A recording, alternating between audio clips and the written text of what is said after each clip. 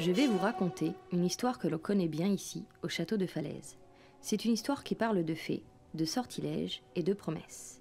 Car voyez-vous, toute promesse faite à la pleine lune est une promesse que l'on ne peut défaire. Cette histoire commence en fin de journée, en plein hiver, alors qu'il fait très froid et que la neige tombe depuis 3 jours et 3 nuits déjà. Elle commence dans une assez grande maison où vit un marchand. C'est lui-là, avec sa grosse barbe. Il y a bien longtemps, ce marchand était fort riche.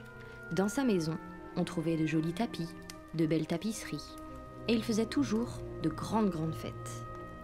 Mais un jour, il a perdu toute sa fortune, oublié les belles robes de ses filles, terminé la longue liste d'invités et les grands banquets. Alors parfois, le marchand se sent triste, et un peu seul aussi. Mais seul, il ne l'est pas vraiment. Il vit avec ses 3 filles.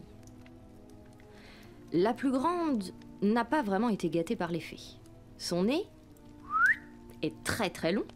Ses pieds sont très grands aussi. On dit qu'elle chausse à peu près du 66, mais personne n'a jamais pu vraiment les mesurer.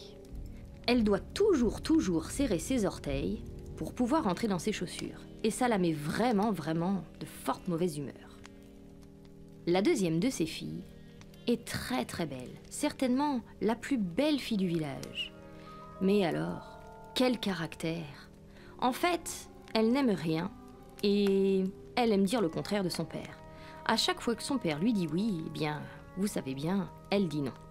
Elle n'aime vraiment rien, ni l'été, ni l'hiver, ni le vert, ni le jaune, ni le bleu. Rien, en fait. Heureusement, le vieux marchand a une 3e fille, que l'on appelle Belle. C'est vrai qu'elle est plutôt jolie, mais on l'appelle ainsi car elle a surtout un très bon cœur. Et tous les deux aiment lire des livres devant la cheminée en plein hiver. Mais ce soir-là, voilà qu'on entend frapper à la porte. Mais qui peut bien frapper à cette heure-là? Le vieux marchand se lève de son fauteuil et ouvre la grande porte.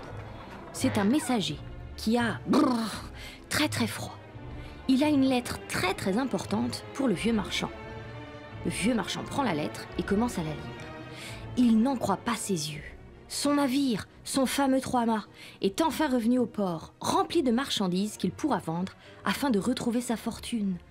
Il prend son gros manteau, ses chaussures, et avant de partir, demande à ses filles ce qui leur ferait le plus plaisir. La première souhaite une paire de chaussures, évidemment, et à sa taille cette fois-ci. La seconde ne souhaite rien du tout, puisque les cadeaux, elle n'aime pas ça non plus.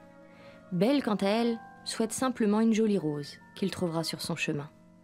Alors le vieux marchand passe la porte, va chercher son cheval et s'éloigne dans la nuit.